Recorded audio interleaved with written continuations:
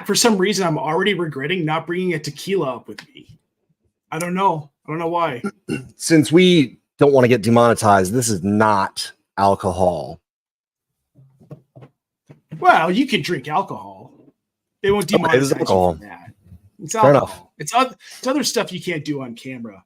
But what we're here to do on camera, folks, we have some week 4 Dynasty buy low, sell high candidates that I think, Matt, we're both pretty hot on. And we're heading into week 4 here. So we've got a lot of people in Dynasty who are overreacting to things that have happened in the first 3 weeks, thinking that, oh, we've got the next great breakout player. And we're here to tell you who some of those guys might be, some guys that you can buy low on, some guys that you should absolutely 100% be selling in Dynasty format, because this is the most you're ever going to get for them. But Matt, first of all, I want to ask you, how is your season going so far, my friend? How are your teams faring? Honestly, I am overdue for an audit. And this is about the time that everybody should be looking to audit their teams. I like to split the season up into 4 parts. You know, the playoffs will be obviously the last quarter. The first quarter is when you should, if you want to put the effort into it, you really, really should. It would behoove your entire Dynasty portfolio to go through your leagues, figure out who you think is a pretender, who you think is a contender, and who you think is somewhere in the middle and kind of wishy-washy and not sure what to do.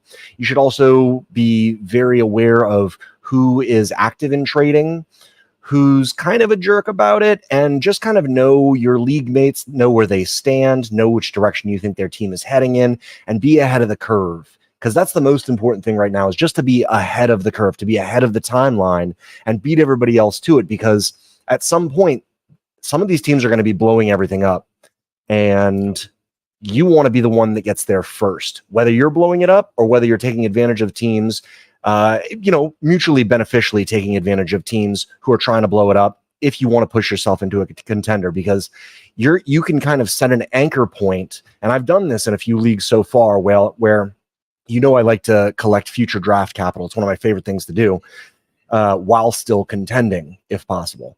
And if you have somebody's 24 picks, nudging them into the rebuild helps your draft capital go up drastically. And you can kind of control that if you have a league awareness and see where everybody stands.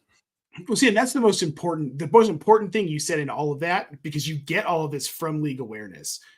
Guys, this is Dynasty. You are interacting with these people 12 months out of the year in most Dynasty leagues. You're trading, you're talking. Things happen during the season. You get into conversations about it. we love the pup visitors, Matt. You need to know your league mates. You should know their tendencies. You should be a year into your Dynasty league, and you should know these managers' tendencies. You should know what they look for in a trade, and you should be able to navigate that. And that's one of the most important things you can do for yourself in a Dynasty league. So, Matt, let's go ahead and get into it here. I want to get into the first player because I'm so excited to talk about this guy. So many conversations were had about this player this offseason on my end. Tyjae Spears, running back in Tennessee. I know, Matt, Derrick Henry, but dude, what have we seen from this kid so far this season? I think at his very first game, I don't remember. Can you look this up? Can you look up how many targets he had in his first game? Because I want to say he had 3 rushes for 27 yards and 4 targets, which had him on pace for, of course it's going to even out a little bit, but the kid's electric, and 9 yards per carry out of the gate is phenomenal. And if he's at 4 yards per 4 targets per game, he's heading to over 60 targets. And that's what you really need. Honestly, RB1, you need to have 50 to 60 plus targets on the season. This kid is really good, and he's already pacing for that target share. And this last game, he had a higher snap percentage than Derrick Henry. Now, game script kind of took Derrick Henry out of it, but I really try to hedge against my homerism and be cognizant of my personal biases. And he went to Tulane, and I live 5 minutes from Tulane, so I got to see him in a couple games. He's really, really good, and because of that, I'm very happy. If anybody wants to re-roll on their Tyjae Spears pick for a future second, I'm happy to give basically any second for it, even if it's slated for like the 201, because you never know what's going to happen. Sometimes you do, but sure. I love Tyjae Spears. I think it's a great call. So now you mentioned that he's been really efficient. He's averaging 5.47 yards per carry through his first 3 games. Ooh. Hasn't had a ton of carries, but you brought up the targets. He's got 10 targets through the first 3 games, 4, 2, and 4. So we know he's going to see that passing volume. And he saw 6 targets, actually. I take that back last week. Look, this is a kid who's going to be very good, and not just in the rushing attack. Once Derrick Henry is gone, which we know that's coming, King Henry is aging out here soon. Once Henry's gone, Tyjae Spears becomes the lead back in that offense. And we know what this offense is, Matt. That's the most important thing to me.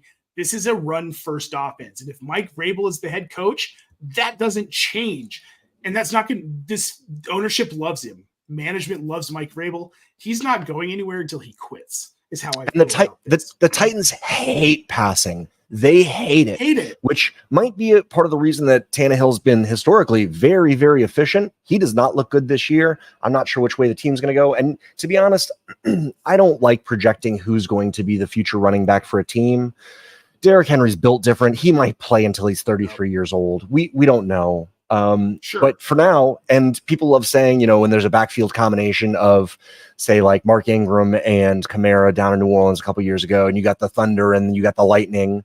Can we call Derrick Henry the hammer and call Tyjae Spears the spear and just call him the hammer and the spear and take your pick? You can take either one. I think so. I think that's fair. And I understand what you're saying about not wanting to project who's going to be a team starter. But for me, that's part of the game, the stock market game. Like, this is the stock that's going to rise here, and this is why I'm willing to bet on it. With Tyjae Spears, I'm betting on the fact that in 2 years, he's going to be the lead back in this offense, and he's going to be a 1,000+ yard rusher.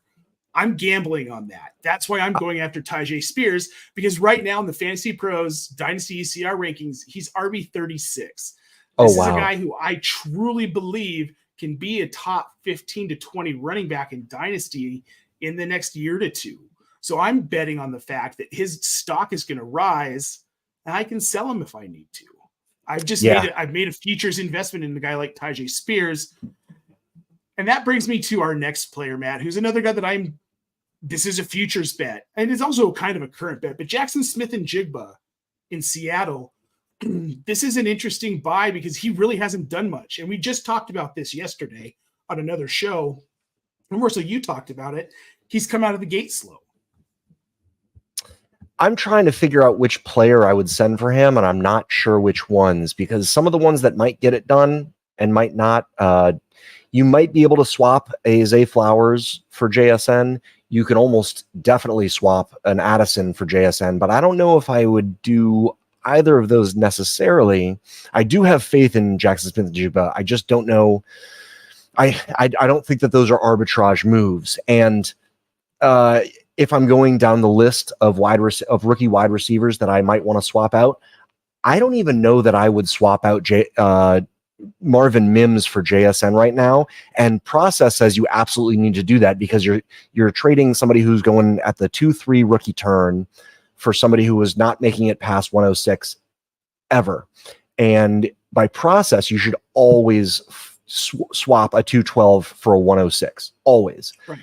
But Marvin Mims is really good, so I don't think I can put him on that list. But I would feel comfortable sending some what I'm confident in a late first and maybe a late second on top of it if it gets it done. I think that you could get that done if you sent it in every league, because some of these JSN managers probably are panicking. And one thing you need to remember is he broke his hand. He was supposed to miss the first game or two. So of course he comes out of the gate. He doesn't put up anything impressive. The only reason that they're notable numbers is because they're so underwhelming. But the skill is there, and because of his broken hand, I don't think he's supposed to get pummeled with targets over the first 3 weeks. I think they want to see what he can do route running wise, but they're not going to put the stress on him while they don't have to. Now, DK Metcalf's ribs are kind of busted up, and situationally things can change in an instant. You see that with Quentin Johnson or Mike Williams tore his ACL. Yeah. The receiving landscape is going to change over there. I don't think it's all going to be Keenan Allen, but congrats if you have him on a contender. Right. Well, dude, he's already put together some like stupid, ridiculous numbers this season. It's insane how clear of a wide receiver one he is there. Going back all the way to last season, when he came back, when he was finally healthy, he's the overall wide receiver one this year, and he's the overall wide receiver one all the way back to like week 10 or 11 last year. He's really, really good. Justin Herbert's really, really good. Mike Williams is gone. We'll see we'll see the rest of the target share split between Eckler when he comes back, Quentin Johnson a little bit, but he's been underwhelming, and Josh Palmer. But Keenan Allen is, if we're going to say buying Keenan Allen on a contender, seems like it would probably be, I don't know. I think it would be pretty easy. I think if there's somebody who wants to shed points, you could have a very symbiotic relationship right there in the trade streets. That's a fair point. Now we've got a question in the chat here from Albert Mariquin. Albert, thank you so much for tuning in today. He wants to know, would you do Puka for JSN? I think that's the best possible idea that you can do with Puka, because Puka is situationally phenomenal, and he's also a really good player. I'm not going to take that away from him, but I'm not even going to take away from him that he is a really good player. You earn targets, and last game he was really disappointing to the point where you could, a buy window is opening, but when a buy window opens because somebody has 5 catches for 70 something yards, he's still a really good player. That being said, his situation is going to change, both with Matthew Stafford getting really old and we're not knowing his future, and with Cooper Kupp coming back and being probably the biggest target earner in the entire league. That guy's situation is going to become much worse, and Jaxon Smith-Njigba's situation is going to get much better. So in that case, if you can arbitrage from a really good situation and an okay player, a good player, to a great player in a bad situation, that's a really smart move. And if you can pull it off, do it. Oh, and come back to us with that, because I'd like to see that done. Yeah, same here. So definitely, if you get that done, Albert, please let us know. Now we're going to move on to another wide receiver who, I've been saying to buy him for 2-3 weeks at this point now, because his price was never going to be lower. Tank Dell, wide receiver for the Houston Texans. Look, Nico Collins had that big week, and it kind of blinded everybody to what Tank did that same week. He also had a phenomenal week in week 2. 20-something points, right? And he's done it a couple times. There are 3 guys that I'm really proud coming out of rookie drafts. I have 33% of, and that's Marvin Mims, Tank Dell, and Puka Nacua, because they were all going, between Marvin Mims at the 212-ish to Tank Dell at probably the 3.6. You could get him anywhere. I got him as late as the 4th. I traded into the 4th round because you could get Tank Dell there some places. I think he underwhelmed at the combine, and people were like, well, he's small and he's not fast. And you're like, yeah, but he's really good. And the last guy's Puka Nacua. I think I had 35% of him, and I did sell one. I sold a Tank Dell. I sold a Tank Bigsby. It's just these guys that you come out of the draft with, that you have super high exposure to. It's okay to arbitrage your way down to a safer spot. You don't need to hold on to your priors and think that you're the smartest guy in the room, because if people are going to pay you like you drafted like the smartest guy in the room and pay you for those picks, it's okay to cash out on half your bets. It's almost like what do they call it? A secondary betting market, when you get all these tickets and then the tickets kind of change value because things are showing, and you're able to resell those tickets rather than waiting on the futures to cash out. It's okay to kind of hedge your bets and get all your profit back while still holding on to what's now house money of, I think, 30% Puka. Exactly. And okay, just real quick, then we're going to move on to our next player who this is intriguing to me, but I completely agree with you. Tank Dell, the last 2 weeks, 20.2 PPR points week 2 against Indy. Then at Jacksonville last week, while Nico Collins was 2 for 4 for 34 yards, like almost no fantasy points.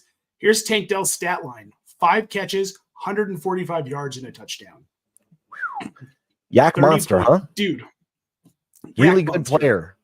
But people are sleeping on him because, this is the Houston Texans offense. I don't want any part of this. Why would I want a part of this offense? It's terrible. It's full of rookies. DeMeco Ryan's the head coach. They're more focused on defense and offense. CJ Stroud has been good. Really good. CJ Stroud has been really good. He's looking like the best quarterback in this class, which if you would have listened to us, you probably would have known that I already said CJ Stroud is the best quarterback in this class, and it's not even close. Now we're seeing it. And Tank Dell's kind of been the recipient of CJ Stroud being so dang good these first 3 weeks. So, and CJ Stroud being so vocal about wanting Tank Dell to be on his team. Yes, exactly. CJ Stroud is the reason that Tank Dell is on the Texans, is because he got into the coach's ear. The coaches listened. Breakfast Club. Oh, speaking of that, did you see this this recent reporting from Jordan Rodriguez that out of the Rams camp that Matt Stafford and Cooper Kupp last year, they had the breakfast narrative, the Breakfast Club. Puka actually joined that early, and what they do is they talk about routes, they talk about schemes, they talk about everything like that. And we got this information a little bit too later. People would have been way more on to Puka. No, I know. And he is in the Breakfast Club. Yep. All right. So the next player is not in the Breakfast Club. He's in most people's dog houses, but that's Chicago quarterback Justin Fields. And we're going to get into this because I agreed with you when we talked about it yesterday. I agree with it even more today. I don't know if you all aren't familiar with Kyle Sloter. He was kind of how do you put it? He was a training camp darling for a couple of seasons. Denver fans wanted him to start in Denver. He got released. Vikings fans wanted him to start in Minnesota over Kirk Cousins because he had a couple good preseason games a couple of years ago. He went back and analyzed all of Justin Fields' film from week 3. Is this the same Kyle Sloter that ended up taking my New Orleans Breakers really far in the USFL last year? Oh, yeah. Oh, shout out Kyle Sloter. What's up, man? Shout out Kyle Sloter. So he did a full review of Justin Fields and the Bears in general offensive game film from Sunday. And his takeaways are something I tend to agree with and agreed with before he said it, but now it's really cemented to me, is that, first of all, this is one of the most boring vanilla offensive schemes in the NFL. They don't do anything exciting. They don't do anything fun. They don't do anything to even try to get a defense. They don't try and confuse anybody. Okay. Second thing, the offensive line's terrible. Did you see they've run this scheme a few different times where two wide receivers lined up next to each other will run the same routes. Yes. And it doesn't you can't pass to both guys. It doesn't split the defense. It's insanely inefficient. It's stupid. It's so stupid. This is the kinds of things that are happening. You know what else it is? It's unsustainable is what it is. Yes. That scheme is unsustainable. Something is going to change. And we watched what happened last year between, I think, weeks 1 and 4 or 1 and 5, and then weeks 5 through 17. The split for Justin Fields when they were trying to jam him into something that he didn't fit into. Justin Fields as a square block and a round hole was the QB 31 overall. And then when they said, you know what, let's just lean into what he does well, from weeks 5 to 17 last year, he was the overall QB 5. And people are definitely panicking on Justin Fields. I've seen a poll on Twitter where people were 65% would take Jordan Love in a startup over Justin Fields. And that's not where I stand. The numbers, the box score looks like Jordan Love is going to be the stud. We don't necessarily know how it is, but we know what Justin Fields' skill is. And I'm not saying that I'm off of Jordan Love. What I am saying is people are really undervaluing Justin Fields from what we've seen he can do. And at this point, if I'm confident in my team, I'm more than happy to send a late first, second, third, and fourth for Justin Fields. And that should get it done, especially if you try that everywhere. 100%. And that's something I'm very happy with because you won't be able to replace that ceiling with those picks. Well, and the thing is, too, if you look back at Justin Fields 2022, those first 4 games, he was awful. Atrocious. Considerably worse than he's been these first 3 games of the season. I tried to sell him for a first plus anything in a league. I'm so glad. Some of the best trades you ever do are the ones that get rejected. Yep. And I remember, one of my best friends he's the commissioner of my home league, and I dragged him into Dynasty kind of so I could get him to get used to the Sleeper app and switch our home league to the Sleeper app. Sure. It worked. I tried to trade him. He's a Chicago Bears fan through and through as long as he's been alive. I tried to trade him Justin Fields last year for his first and AJ Dillon and couldn't get it done.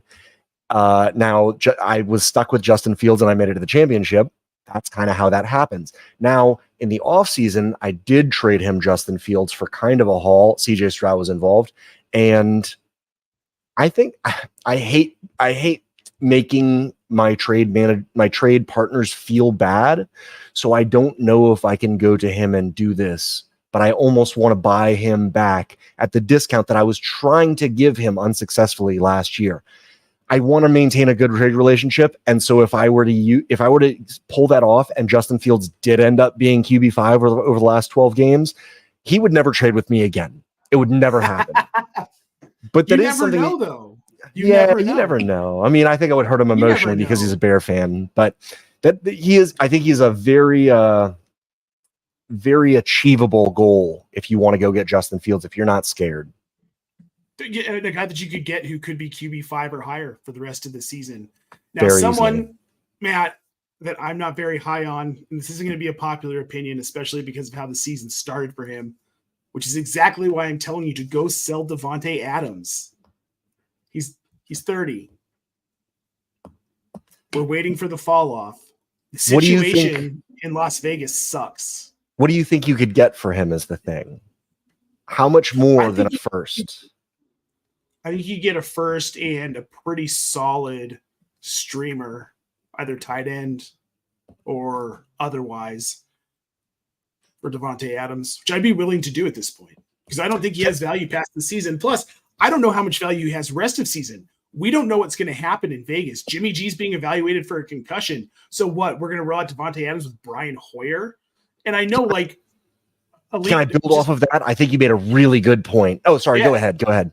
No, I was just going to say, like, then what? We're going to have Brian Hoyer throwing him passes the rest of the season? Like, I know Davante Adams has shown, like, quarterback only matters so much, but it still does matter. And Brian Hoyer is a complete downgrade from Jimmy G or Derek Carr.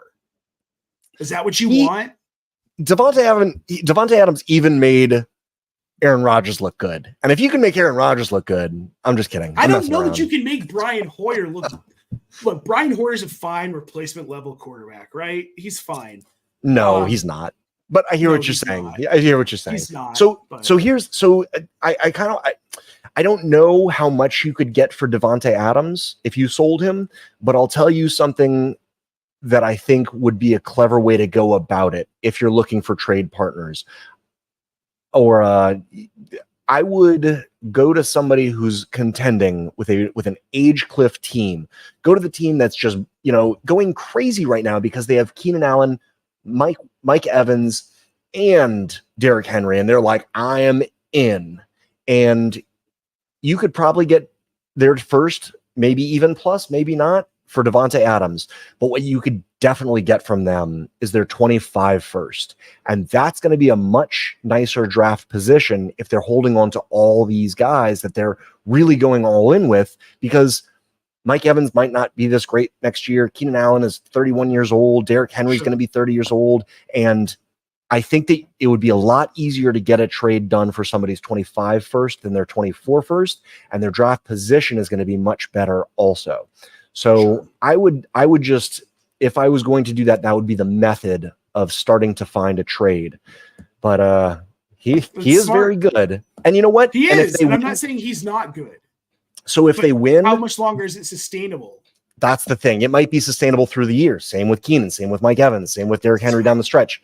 But what really matters, you want your trade partners to be happy. And if they can win a championship this year and it doesn't give you the 112, you'd probably be disappointed if you get the 112 at the end of the year and you gave up Davante Adams and a chance to compete because he's phenomenal.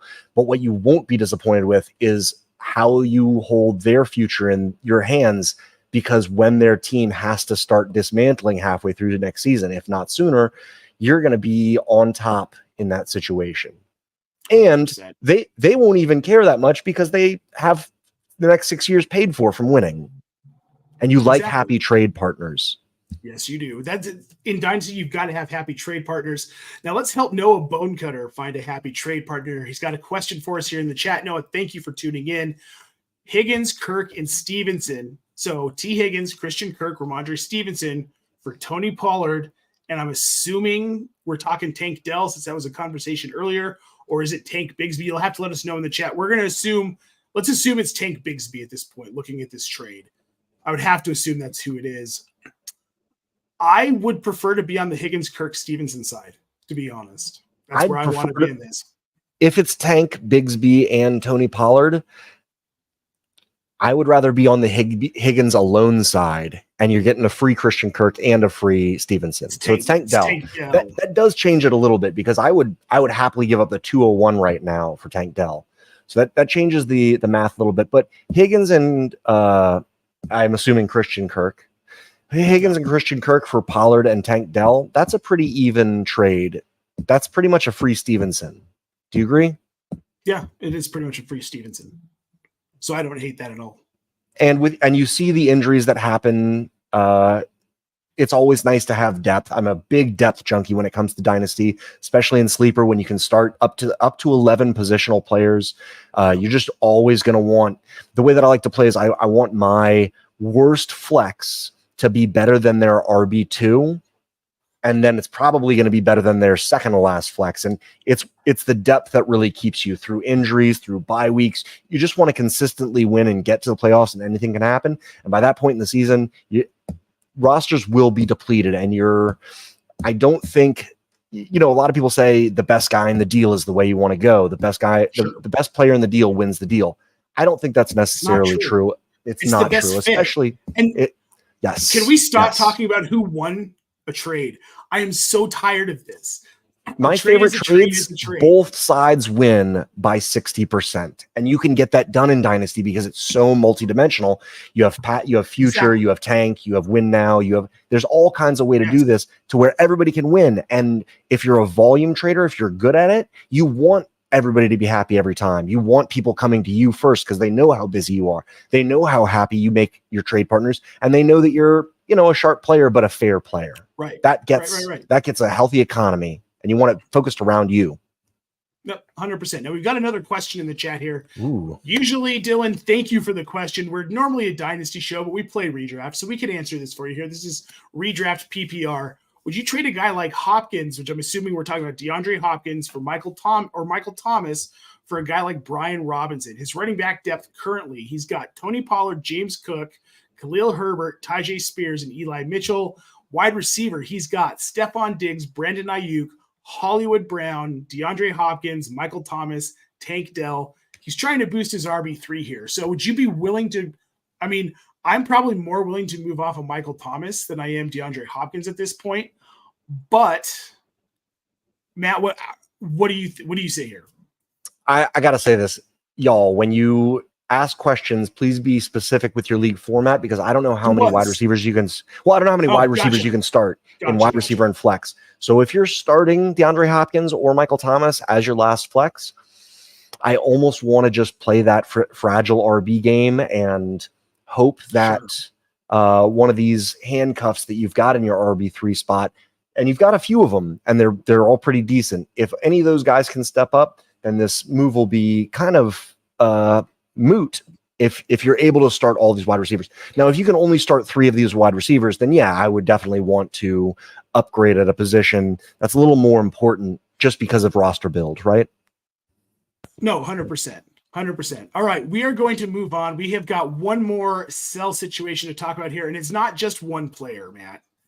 I am selling the entire Miami backfield. That includes Devon Achane. Let me tell you why.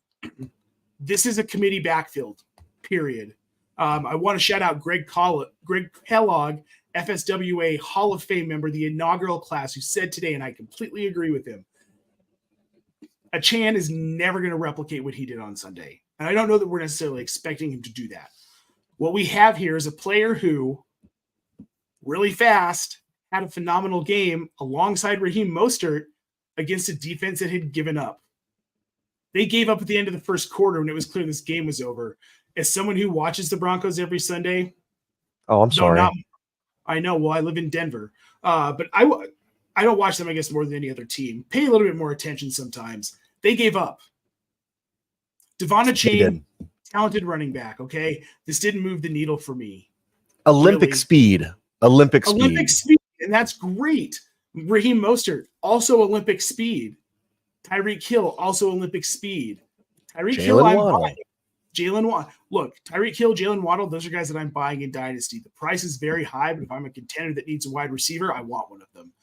This backfield, I want nothing to do with. In fact, so much so that I'm willing to move every single one of them. Okay? Raheem what do you think you could get for Raheem Mostert right now? Because I don't think you're going to get a second. You're going to. I don't think you get a second. I think you could get. I think you could give a third and get a second. A third and something. Third and a little something, a bench piece, a veteran. Right. But I'm okay with that because, dude, this is the most valuable Raheem Mostert's going to be all season. Nobody thought he had any sort of value whatsoever in Dynasty because it was Devonta Chan, it was Jeff Wilson Jr., and then you've got Raheem Mostert. It's a three-headed dragon. And he's never finished a season with more than 8 games, and he's 31 years old.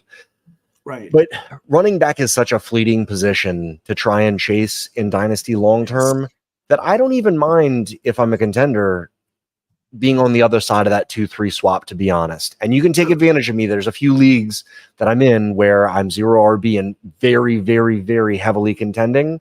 And if you have Raheem Mostert, please come to me and I will give you my second for your third in Raheem Mostert. And you know what? He might not make it 2 more games, and that's kind of okay.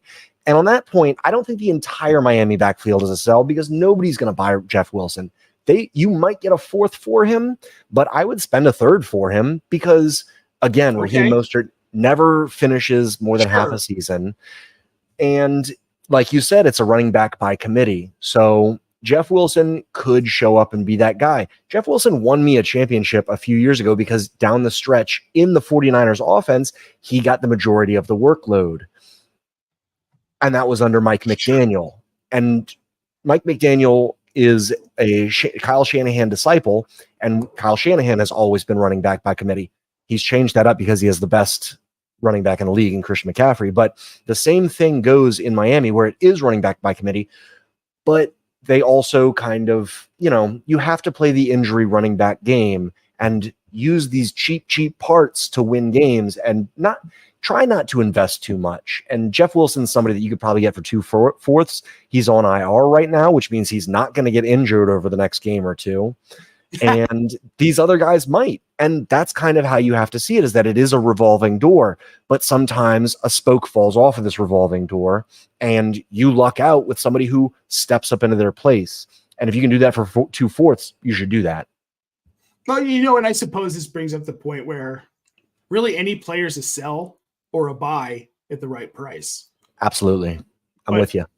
At current prices outside of Jeff Wilson Jr., I just don't have any interest in these guys. I want to get rid of them. I want to move them. And that includes a Chan, talented back. I don't ever think he's going to be what everyone thinks he's going to be in Miami because of the type of team that this is, the type of offensive scheme it is. What would it take for you to sell him off of a contender? A chain? A first? That's it? Just one? Oh, I might go send a first everywhere for him. You read a first and probably. But okay. I think a fair amount of managers are measured about this. Like, this isn't sustainable. And we don't even know if he's going to be an RB, 1-tier player. Is he even going to be an RB2 at the end of the season? He had one game against a really shitty defense, guys. We've got to and it's fine because in redraft, people are spending all of their fab on him. And you should. If you're in a league with me, please do. No, I want you to. Because then towards the end of the season, when I need players, I'm going to have all of the fab and y'all are going to have none. And he's going to get Jeff Wilson for $1, Bob. Less $1.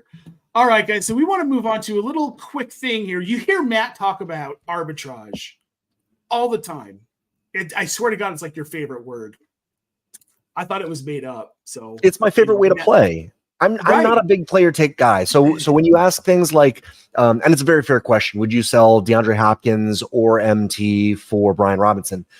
I'm not really going to plant a flag on either of those guys. What I like to do is feel out market value and just play that game however I can. Now, I guess the way that I would describe playing arbitrage, especially in portfolio, if you have 5+ leagues, Dynasty, if I sell a player that I think that I'm getting a really good value on him, I'll turn around and try and buy that. And I liked, there's some players that I just like being at 30% on them. And there's some players that I feel uncomfortable being at 40%, but I couldn't sell any of my Tuas for what I thought he was worth in this offseason. And because of that, I had to go in the other direction. And now I'm at 40% Tua. And that really worked out well. It doesn't always. I do have about 35% Kadarius Toney. It doesn't always work out. You shouldn't blow the bank on that. But part of arbitrage is if you can go out and sell Puka Nacua for a first right now and then buy him somewhere else for a late second and third, I don't care where my Pukas are. I just want to kind of maintain a stasis while always profiting with the future draft capital, with the future liquidity, cash in pocket that you don't that you're not using on the field. So arbitrage is it's selling, it's buying and selling the same assets for different amounts in different marketplaces. And that's the best part. I got chills. That's the best part of playing Portfolio Dynasty, is that you don't necessarily have to have player takes. You can just run with the markets and do what they tell you to do. And Puka Nacua could be a rock on the side of the road. I don't care what he does or who he is if I can profit by moving him this way and that. And there's players that you can do this with throughout the season, throughout multiple seasons. Players like J.K. Dobbins last year, he's coming back. He's doing these box jumps and putting videos on Twitter. Suddenly his price goes up. All right, well, then you sell. Then he comes back. He's not that good. All right, well, then you get to buy some back for less than you sold him for. It happens. Then he starts being good. You sell some more, and now he gets hurt again. And I'll tell you what, I've had so many J.K. Dobbins over the years. I've never played him in a lineup one single time, but I've made so much money off of J.K. Dobbins just playing the arbitrage game through different leagues, because it doesn't matter about the player. It's just a figure, and so are the firsts, and so are the seconds, and so are the thirds. And it's not, you don't have to have player takes to be really good at Dynasty. You just have to be open to trading, not have your not have your flag planted on any player so anchored that you won't move them for anything. You know what the difference is between a business owner and an entrepreneur? Tell me. An entrepreneur is willing to let any business that he made go for the right price. So you can say, some people say, I'm an entrepreneur. I have my own photography business. I built it from this, and now I love it. I love having it. I'm a business owner. I'm an entrepreneur. And you say, what would it take for you to sell it? And they say, I won't sell it. And you say, then you're not an entrepreneur. You're a business owner. And that's the difference. You need to be fluid with this, and you need to play the markets. And that's arbitrage. I love it. Guys, straight from Matt, this is how you should be playing Dynasty. And it's so very true. Like, that's what this is. This is basically a fantasy football stock market. We're buying assets, we're selling assets for an end goal, obviously, of winning championships and winning money. But the best way to do that is to be active. Like Josh Fuster once said, and has said many times, trading makes fantasy fun, right? Indeed, yes. And it's so much easier to do in Dynasty than it is in redraft, because in redraft, everybody has the same goal.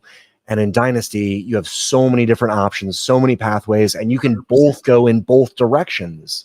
It's just such a fun game we play. I love it. Me too, man. Me too. Matt, I want to thank you, as always, for coming and hanging out with me every single Wednesday at 6 p.m. Eastern. Guys, we will be back here next week. I just want to remind you to make sure that you like this video, subscribe to the Razzball channel. We've got a ton of fun stuff going on every week throughout the fantasy football, fantasy baseball, fantasy hockey, fantasy basketball. We've got all of the fantasy, all of the gambling. So make sure you check out our site, razzball.com. Folks, we'll see you next week.